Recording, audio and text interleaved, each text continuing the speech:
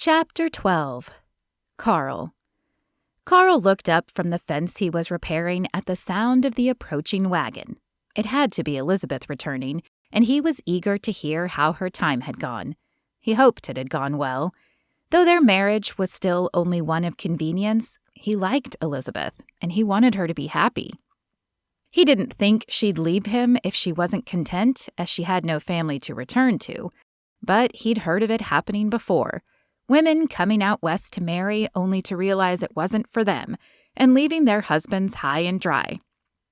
No, he wouldn't let that happen. Even if this outing hadn't gone as he'd hoped, he would find a way to make Elizabeth happy.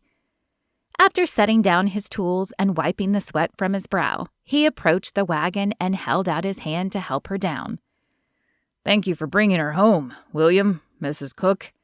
Though he no longer held any animosity towards William Cook, it was still awkward calling his childhood friend by her married name. "It was our pleasure," Emma said with a smile, as Elizabeth took his hand and climbed down. "Your wife is quite the seamstress and a lovely addition to our sewing circle." Elizabeth chuffed away the compliment.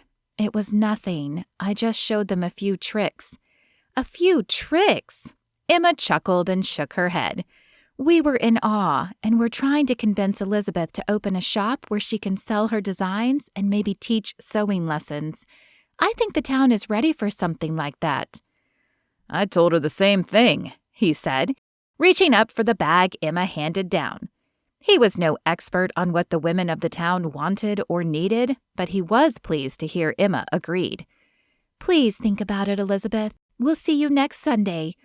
She waved a farewell as William urged the horses forward.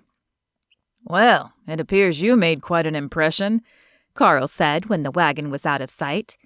"She is kind, but I'm afraid I don't think she's right. Even in Chicago, these types of shops were just starting to open, and few women could afford to frequent them." Elizabeth took her bag from him and began to walk toward the homestead. Though he had work to finish, Carl hurried after her. "But that doesn't mean it couldn't work. There's always things to trade if people don't have money initially." Elizabeth sighed as she opened the door. "I would love it, but I just don't see it happening. Everything is much simpler here, and I doubt the women have the need for the kind of dresses I make."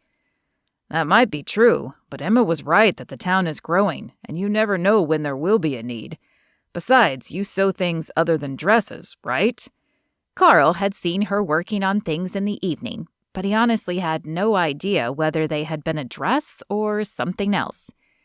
"I've been mainly working on repairing my old dresses, but I can sew other things, quilts and the like, but I still don't know if there's a market for those things here." "Plus, she mentioned lessons."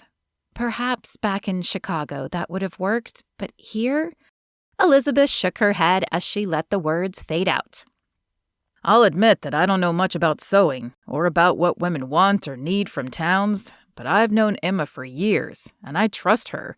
She grew up here and knows the people. If she says there's a desire for something like that, then I think you should consider it. I'll even go into town with you to look for a place if you'd like, or perhaps you could do it here." Elizabeth set down her bag and then turned to him, her head cocked slightly to the side. "Why is this so important to you?"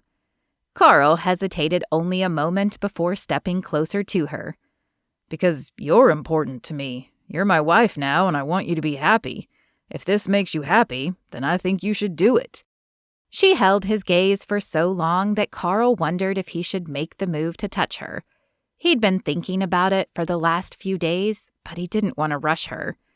Just as he gathered his nerve, though, she shook her head. "No, it's a silly dream, and I'd rather just let it go. If you don't mind, I think I'm going to retire to the room for a bit." Carl nodded, though he wanted to continue the conversation with her. He wanted her to open up and let him in, but he supposed that was going to take more time. As soon as the door closed, he sighed and grabbed his Bible. She might need time, but he was going to need God to help him through this.